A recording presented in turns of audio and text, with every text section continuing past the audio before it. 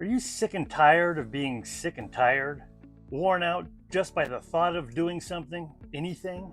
Well, the bad news is that there is no instant fix. I'm not going to try to sell you Dr. Long COVID Man's magic elixir or wonder pill. The good news is progress can be possible. So listen up. Listen up, maggots. By the way, what do you call a man who lays by your front door?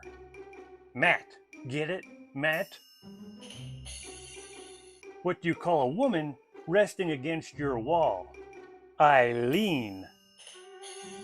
All right, these people don't seem to be doing much of anything, but they're doing it outside.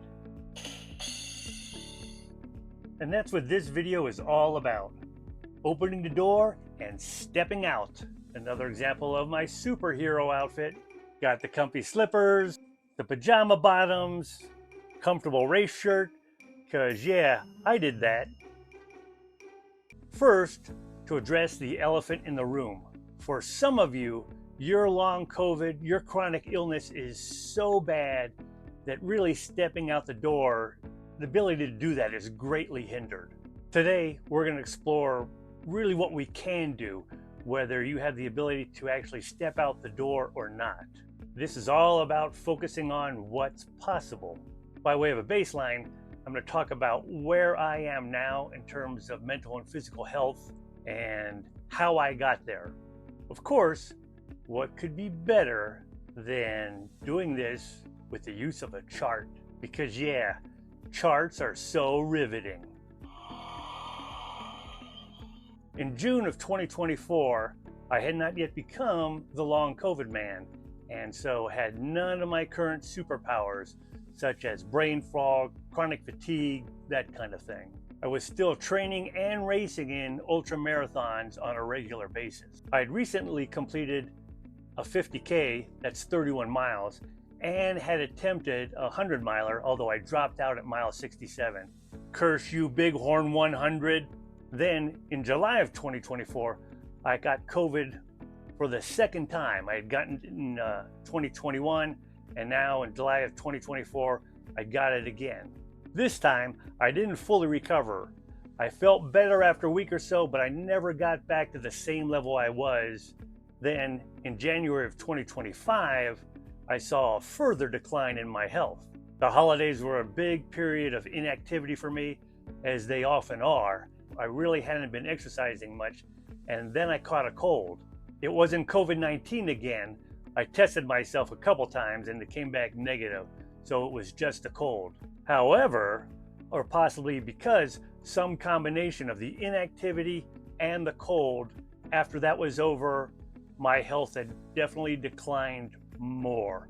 I wasn't able to do what I had been able to do just a month prior. Bottom line, my health just nosedived. Then in October of 2025, pattern kind of repeated itself. I had surgery to replace my left knee, and it was quite successful. But because of the surgery and the recovery time, I was really inactive, as you can expect. Wasn't moving around much, wasn't getting much exercise in, and I believe that affected me, and that's why my health declined even more. Again, I'm speculating at this. I can't point for certain to this is why my health declined at certain periods, but it seems to indicate that. I would like to know, what's your current health dealing with long COVID? What's your symptom trajectory? Did you get long COVID and you kind of plateaued at a lower level? Have you kind of gradually gotten better? And if so, please share why you think you're getting better. Or are you like me, where my health was lowered and then at certain times it's gotten worse? Let me know in the comments below. I have learned from all of this, or at least I think I have. Since the beginning of the year, I've kept my exercise fairly consistent. I'll sometimes go a few days without doing it, but never for more than 3 or 4, never a week or 2 at a time, because that's proven to be detrimental. On the contrary, my big problem right now is trying to overdo it sometimes, to push just a little bit too hard for a little bit too long, and then I have, well, the worst of my superpowers, the dreaded post-exertion malaise. and that'll knock me out for a couple of days. By the way, in those graph levels that you saw, for example, in October of 2025, when it looked like, oh, shoot, my health now is about 35% of what it was, that is purely subjective on my part. It's a case of, this is kind of how I feel compared to the way I used to feel. So yeah, it's just how I feel. Anyway, that's where I am now. Because of that decline in health repeatedly after periods of inactivity, I know that I need to stay active.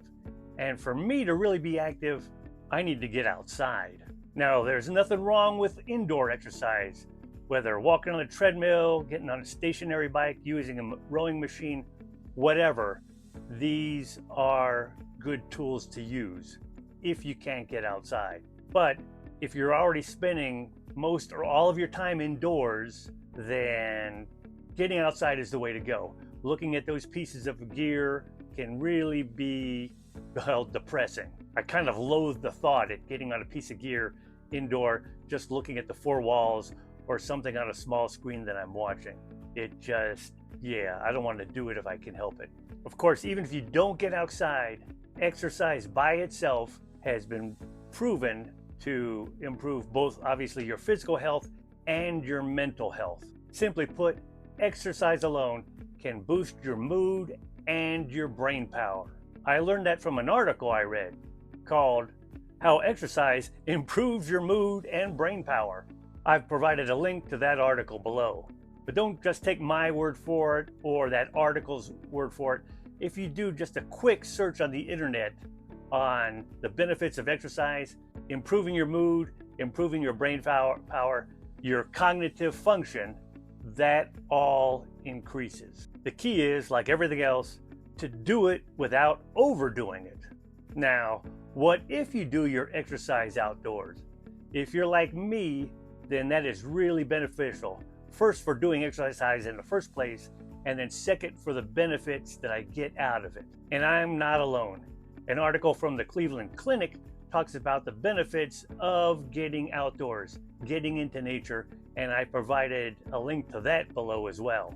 The article says, and I quote, "Research shows that natural environments can lower stress, improve mood, and support mental clarity, sometimes in just a matter of minutes." Wow, that sounds really familiar. It sounds like being outside in nature provides a lot of the same benefits that exercising does. Now, the article does go on to say, and I quote, "The opposite is true too. Not spending time in nature can have negative effects on your mood and overall health.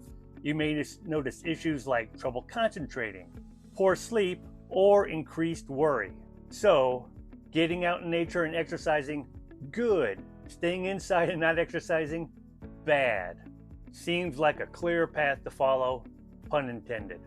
Indeed, there's a simplicity that just comes with being outside, letting go of all those distractions that are around you. And of course, one of the ultimate distractions is the internet. Getting outside really needs to include getting offline to the maximum extent possible.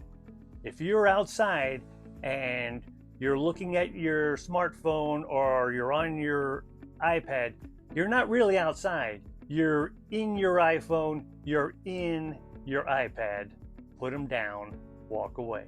Now, I do take my phone with me wherever I go. I just carry it with me and usually forget that it's even there. I have it for emergencies, if I need to contact someone or somebody needs to contact me. But other than that, I've got it in my pocket or I've got it in my shoulder pack, something like that, and I don't even remember that I've got it with me. It's not even there as far as I'm concerned. I'm in the present, I'm in the moment, I'm in the environment. An article on the Georgetown University website backs this up. It discusses going offline for periods of time. It's called Digital Detoxes Work. Here's what reduced screen time can do for you. And I'm providing a link to it below as well. And as with the other articles, they're not alone in saying this. So just, if you don't trust me, you don't trust the article, do a search on the internet and you'll see a plethora of information talking about these benefits. Here are some of the key takeaways from the article. And again, I'm going to quote them. Digital detox to reduce smartphone usage can effectively improve mental health, sleep, and other well-being metrics. Reducing screen time can significantly improve overall attention spans, and even partial digital detoxes to limit some of your screen time can still be effective. Wow, that seems like a whole lot of deja vu. Because there you have it. Exercising, getting outside, going offline, all provide some of the same benefits. Reduced anxiety, mental clarity, mental focus, increased brain power, whatever you call it. These happen with all three of these, and when you combine them, they really snowball. I realize this might be hard to do at first. We've really kind of become glued to our phones, to our tablets, to our iPads, and they can be tough to put down. And then when you do get outside, it can feel boring. You no longer have that constant barrage of visual and audio sensation hitting you one image after another. So it's going to feel weird. It's going to feel awkward, unnatural. Give it a chance. To start with, do it for shorter periods of time.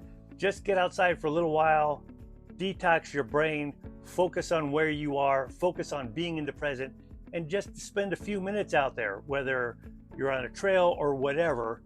Just do it for a little while and start getting used to it. Like anything, it'll become more natural. You get more acclimated as you go along. And some of the benefits can be had by not doing all three. Let's say that for whatever reason, you can't get outside.